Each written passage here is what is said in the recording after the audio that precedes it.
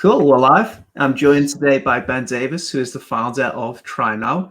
So Ben, give us a little intro into your backgrounds and how you got started in e-commerce.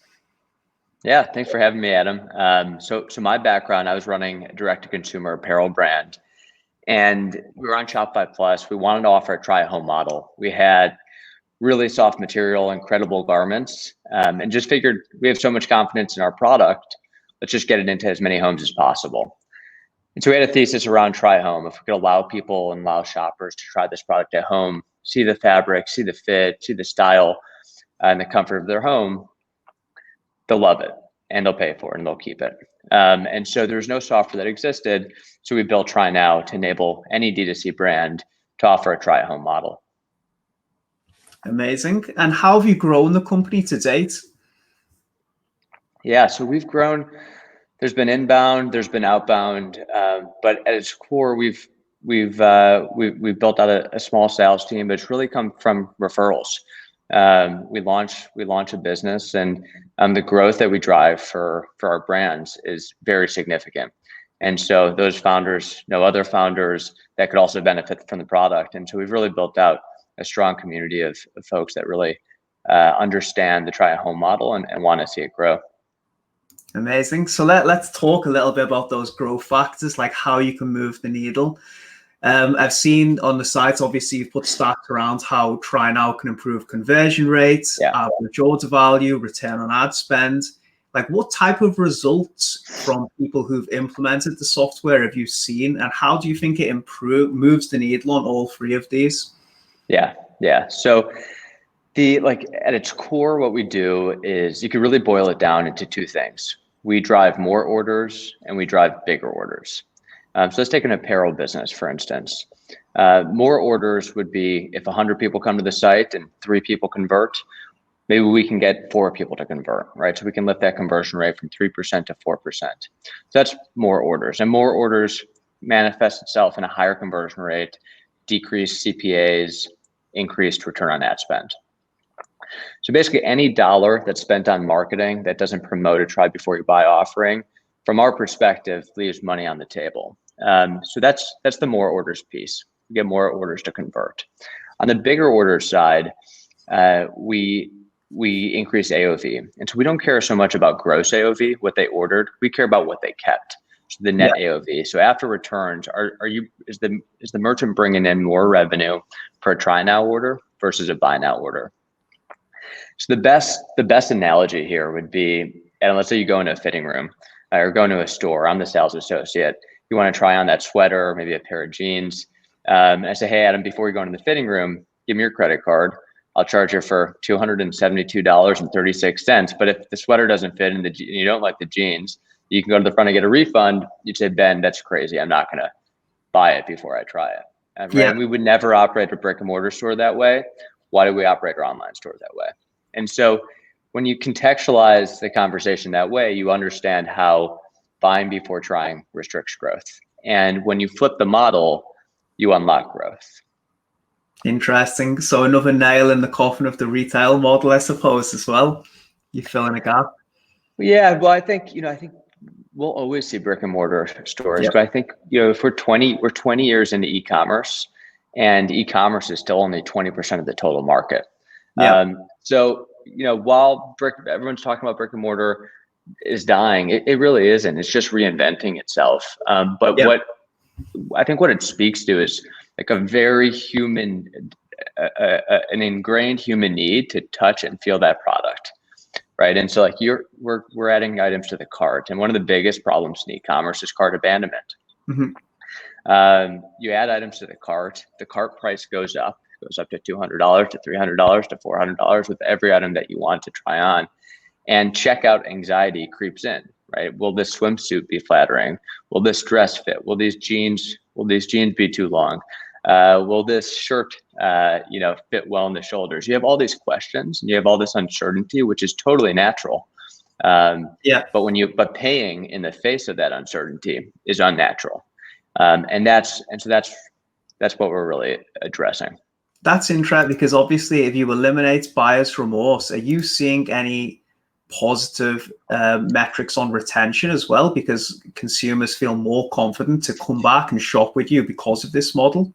Yeah, absolutely. So we actually just did an LTV analysis for one of our brands that's been live for 18 months now. So we were able to look at the LTV at a 6-month basis, a 12-month basis, and an 18-month basis. And so at the 18-month time mark, the LTV of TryNow shoppers are 37% higher. And that's driven by both AOV increases, but also frequency. We're in many ways, like we talk about more orders and bigger orders, right? So we increase conversion rates by a minimum of 20%. We increase average order value after returns by a minimum of 30 to 40%. But LTV is the metric that we also really care about, and we can move that significantly. But it comes down to differentiating your shopping experience, right? So like brands have really differentiated products, and how can you create a shopping experience that's as differentiated as the product itself? And if you do that, you drive repeat purchases. You're really competing for share of wallet in many ways. Amazing. So it sounds to me like because it moves the needle on so many of the key metrics everyone in e-commerce is looking at it. Is there any objections to when you talk about the software to people from apparel and fashion brands who may be skeptical? What are the main objections that you get in regards to the software? Yeah, I would say there's one objection that we get every time, right? You'd say, hey, we're going to increase conversion rates. We're going to increase average order value. Makes sense. If you're allowing shoppers to try at home for free, I get that. So everyone understands the power that a try at home model can drive. And the one objection that we get every single time is, what about return rates? Yeah. And it is a totally natural objection. It's an objection that I had myself when I was running a direct-to-consumer brand. I was trained, and I was thinking that return rates will kill my business. High return rates will eat away at your margins. And at TryNow, we have a very contrarian view on that. High return rates can be healthy for your business. That's our point of view. And historically, return rates going up were a bad thing because you couldn't increase conversion rate, average order value, LTV by significant amounts, right? Historically, conversion rate and average order value are very stubborn metrics. And so in that, if those metrics are fixed and return rates go up significantly, you're just losing margin. In the new model, with the try home model, when you're able to increase average order value significantly, you're able to unlock conversion rates, you're able to decrease cart abandonment rates significantly. All of a sudden, return rates going up is a natural perspective. And so we're really switching the paradigm from thinking about return rates as an evil villain, and instead thinking about returns as a natural end to the transaction. Yeah, and obviously you've got that factored into the margin, like you said, because you're increasing AOV, you're increasing the conversion rate. There's much more trust in the buying process. Then you suppose you can account for more returns as well. Who is paying for the return? Is it the customer or the brand itself? The brands do. In some cases, the shoppers do. It depends what the brand has set up. So if the brand has free returns, then they'll just keep their existing systems. We typically recommend free shipping and free returns. And at its core, what we focus on at TryNow, we help our brands really operationalize the model. So our customer success team and growth strategy team comes from Stitch Fix, and really works closely with our teams to ensure that they're driving profitable growth. At TryNow, we really don't like to talk about growth without the word profitable in front of it. So everything we do is focused on driving profitable growth.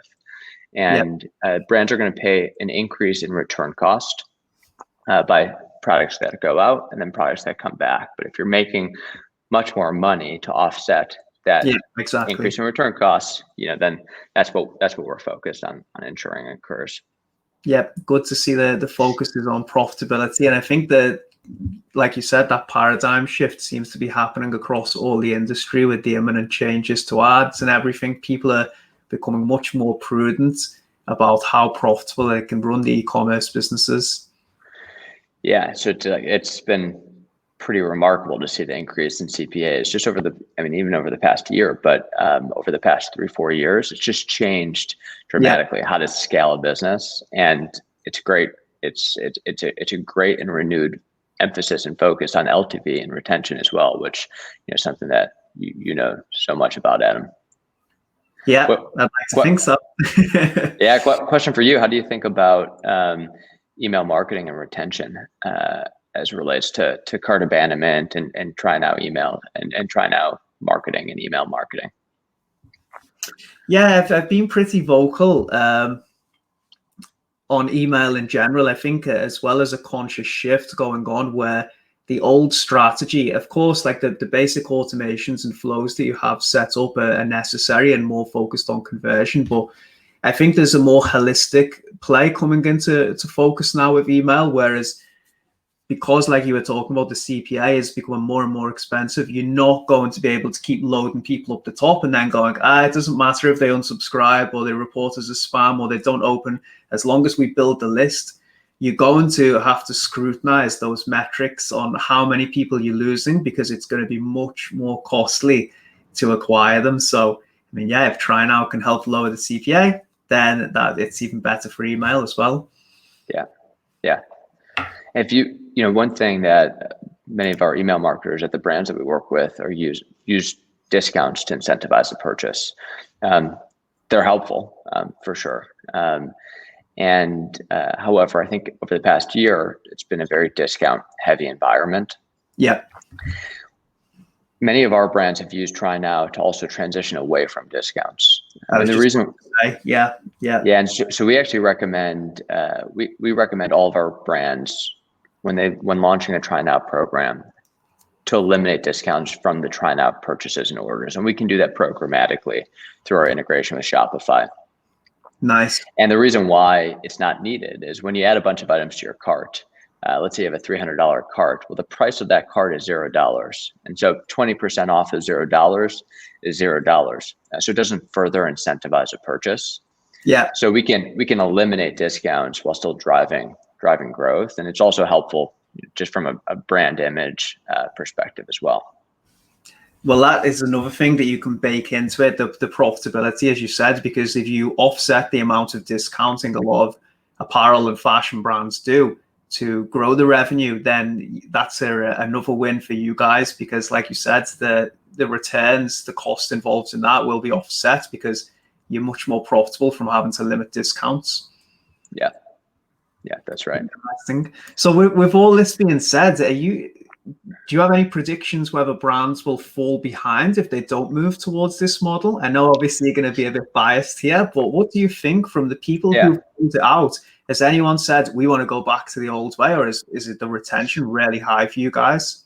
Yeah, it's really high. I mean, once you see the results of implementing a TryNow model, it drives growth significantly. It catalyzes massive growth. Brands need to be ready for that increase in returns. And so as long as you're expecting that, it is a strategy that works every time. Yes, of course I am biased, but I think that we're seeing a similar trend to what happened with free shipping and free returns. Mm-hmm. So in 2005, Amazon Prime launched, and in 2009 or so, Amazon Prime became very prevalent, and free shipping and free returns became expected and demanded by the shopper. Yeah. And Bonobos was probably one of the first D2C brands to offer free shipping and free returns, and others started offering free shipping and free returns as well. People thought that was crazy at the time. Yeah. You're going to pay for free shipping, you're going to pay for returns. That's wild. It's going to eat away at your margins. But what happened is the brands that started offering free shipping and free returns grew the fastest. It increased conversion rates. It drove great growth. So the first 25% of the brands that moved that direction drove incredible growth. The next 50% drove solid growth, and the remaining, the lagging 25% of brands kind of just were forced to do that. They didn't have a choice. In order to compete, they needed to.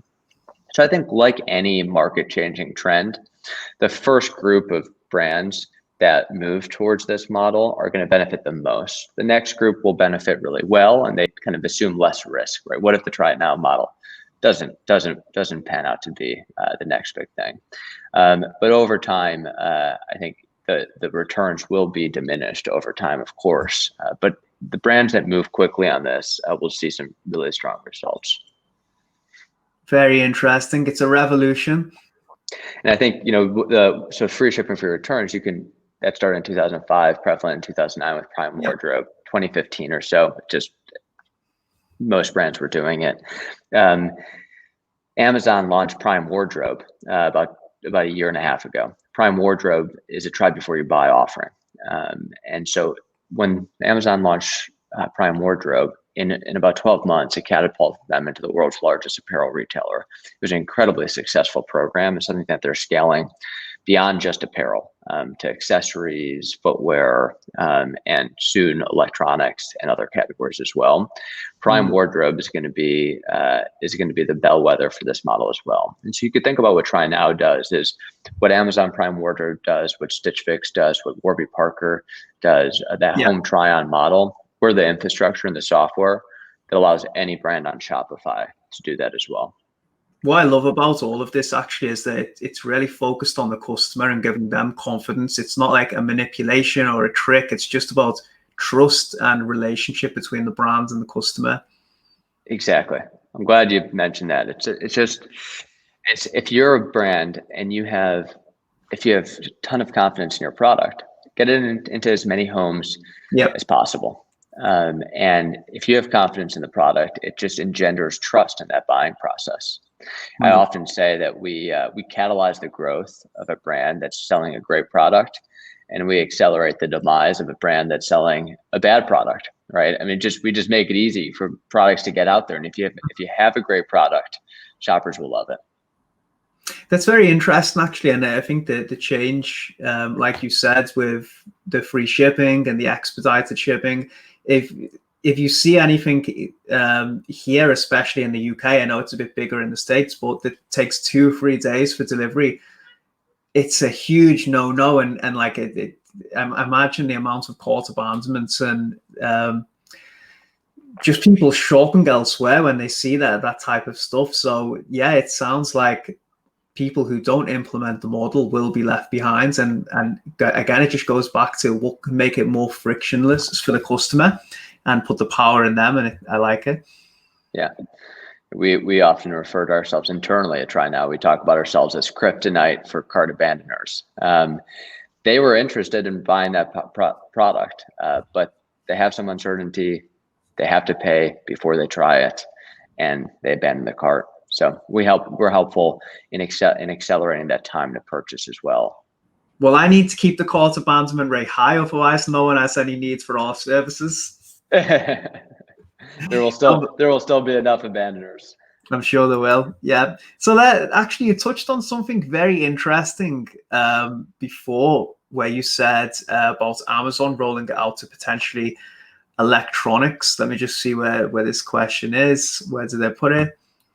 Okay, I'll just ask you anyway. So is it applicable to any other industries in the future? Because you mentioned electronics there, but let's say, for example, a sofa or a mattress, more considered purchase. Do you see its application in other industries? I know it's definitely better suited towards apparel and fashion, but what about, like I said, furniture, mattresses, electronics? Do you see it being rolled out in those industries too? Yeah, we believe that anything that is discretionary should be tried before it's bought. So paper towels, toilet paper, you should buy that. But anything else, you should try it. And footwear, of course, makes sense. Apparel is obviously a natural vertical for us. We work with a mattress company that drives incredible growth. They're seeing about a 36% increase in their return on ad spend. From promoting try before you buy. We work with swimwear in the swimwear verticals, jewelry, cosmetics, fragrances. So some meditation wearable devices. So we work with a lot of different types of products.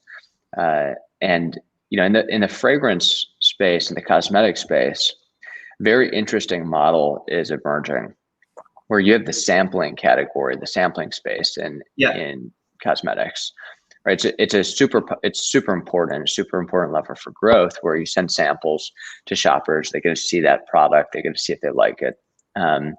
Well, the challenge with sampling is that it's a two-step process. You send the samples to the shopper. They like the sample. They then have to go back to the website and purchase. And there's a huge drop off from people who got the samples and like the samples, but were just too busy, didn't get around to it, didn't go to the site and purchase. And so what we're doing with a company called Sniff is they're a fragrance company. We're converting the sampling process from a two-step process to a one-step process. So Sniff will send the sample to the shopper with an accompanying full-size product. If they like the sample, they say, great, and I'll keep the product and we'll charge them for it. If they don't like the sample, they just return the full-size product, and the shopper is never charged. Super interesting. I'm going to make an intro, actually. We worked with a fragrance brand about a year ago, just on some consultation work. But you're right, because a lot of their flows were built around sampling and then trying to upsell people to the actual product once they received the samples. And they said that was the norm in the industry, was to build these type of flows based on that customer journey. So that'd be a huge win. Yeah, exactly. We appreciate the intro. It's a great idea. I love it. Yeah, just less friction and better for the customer ultimately. Yeah. So what about going back to a little bit to objections before? Let's say there's a clear difference between H&M and Gucci. Like, would one or the other be better suited to this model, or would it be both? And obviously, I suppose margins come into play here on the returns as well. Yeah. So we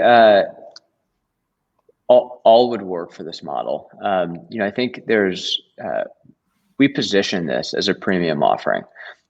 This is not about affordability. This is not about splitting something into 4 installments. This is about the fundamental human desire to try something, to have that experience of getting a package, trying this on, seeing what you like, and really converting the living room into the fitting room. And so that works for H&M. That also works for Gucci, LVMH, any other kind of luxury fashion brand. Interesting. The margin profile, we work with brands that are direct-to-consumer brands that have, 60% plus gross margins. We also work with retailers that are reselling other people's goods that have lower margins. It works in either model. And part of our software, in addition to the payment and logistical infrastructure to power a try-at-home model, is also a dashboard, and a very robust dashboard. This dashboard enables brands to take a look in depth at their unit economics to ensure that the gross profit of a TryNow order is as high or higher than a buy now order. So we'll track that incremental return cost. We'll track that incremental pick and pack rates at the warehouse, that incremental per package on the outbound and the return. So we'll be able to assign costs on an order basis to say what was the profitability of that order. And how does that match up to the profitability of your own orders? For a brand like Universal Standard, they're a large women's apparel brand. They're venture backed, but they have a huge focus and emphasis on profitability. And TryNow has been a driver for profitability. We've driven top line growth tremendously for the brand, but we've also driven profitable growth on a unit economic basis. And so that's, if you were to stigmatize TryNow, people would say, well, you're decreasing margin profile. And it's the opposite. What we're focused on is increasing the margin profile by eliminating discounts, increasing the order size, decreasing CPAs, and you end up with more cash per order. Amazing, which is what everyone wants. That's the end goal. Yeah. What I like as well about a lot of what you've described, and I touched on this briefly before, it seems like the really good brands that stand behind the products are the ones that win in the end, and that's better for the customer. And the cheap people who are just looking to make a quick buck are going to fizzle out with this type of model. Yeah. We are a lever for that, and we're happy to play that role. I think it's a net good for the shopper, good for the industry as a whole. I think the direct-to-consumer brand is, there are folks who are looking to make a quick buck, like you mentioned, but most of the brands that we work with are the brands that are so confident in their product that they want people to try it. If you don't have the confidence in your product, and you don't feel like you just need to get into more homes, and if you do get into more homes, they'll keep it. If you don't feel that, you're probably not a great fit for a try home model. It really is a revolution in the industry. What I'm thinking of actually is whether we should do a B2B version of TryNow as well on services. Yeah, well, that's how do you imagine that working? I think it depends obviously on the type of service. I think probably one of the issues with us is that, especially we're trying to really differentiate on design. If you can put a lot of effort into a deliverable, and then if you don't get paid for it, if someone's just shopping around, then that's a big issue because we've still got to pay the staff. However, that's because I don't know the data, right? Like on how many people will convert. Maybe if you said like only 1 in 10 people would walk away, then that would be better for us to still do it because there'd be a net gain at the end of it. So yeah, you've gave me some food for thought. Maybe I'll try it. Yeah, that's great. Let them try it before they buy it. I think it's done in so many industries in different ways. It's done in the car industry, right? You go test drive a vehicle. It's done in the golf industry. You go hit some golf clubs before you buy those golf clubs. Yeah. It's done in the software industry. Our team uses Monday.com. We were using the free version, and then we ran out of credits, and we wanted more functionality, and now we're paying for the enterprise version. So it's done in every industry, and I think it gives the buyer confidence that the product is worth the money. Yeah, it's very interesting. Actually, I'll tell you something that I think we talked about it on LinkedIn the other day. We built a very flexible retainer model, and I know the traditional agency model was to sort of get someone on a 6-month to 1-year contract and then lock them in. I just thought it seemed counterintuitive for not just the customer, but also us as well, because if something's not working out, why do you want to prolong that relationship? It doesn't make sense. Not good for anyone. Yeah, it's not good for anyone. So we offer a 30-day cutout period at any time on campaign and account management. And to be honest, since we've rolled it out, we haven't lost anyone, and I'm not worried at all because it gives them the confidence. And if it does go sour, the relationship, then it's fine. We've got the option to get out as well. So it's a win-win for both. Yeah. I'm so aligned in that mentality. We also don't believe in annual contracts. We firmly believe in monthly contracts. And for us, it's even daily.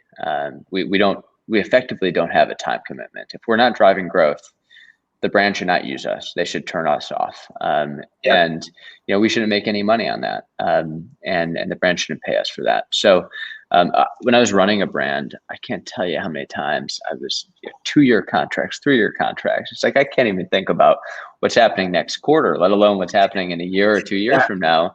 And at the end of the day, I think it's a misalignment of incentives to have annual contracts. In some cases, that makes sense, but they're few and far between. In general, particularly in the e-commerce software space, I think contracts beyond monthly don't make a ton of sense. I agree with you. And transparent pricing as well. That's another one that really gets under my skin sometimes. But I think ultimately in all of this, the customer wins, and the brands that stands behind their product or service will win in the end, because if you're just going to pretend and not offer a good service or product, then that transparency is going to let you down ultimately when it comes to to buying the product. So it sounds like a win-win all around. Yeah. Perfect. Well, Ben, thank you very much for your time. How can people contact you if they want to find out more? Yeah, great. They can send me an email at ben@trynow.io. Perfect. Well, I'm going to tag you on LinkedIn. So if anyone has any comments, they can post, and obviously you can get back to them. But it's been a pleasure. Look forward to catching up soon. And thanks once again for your time. Thanks for having me, Adam. Cheers.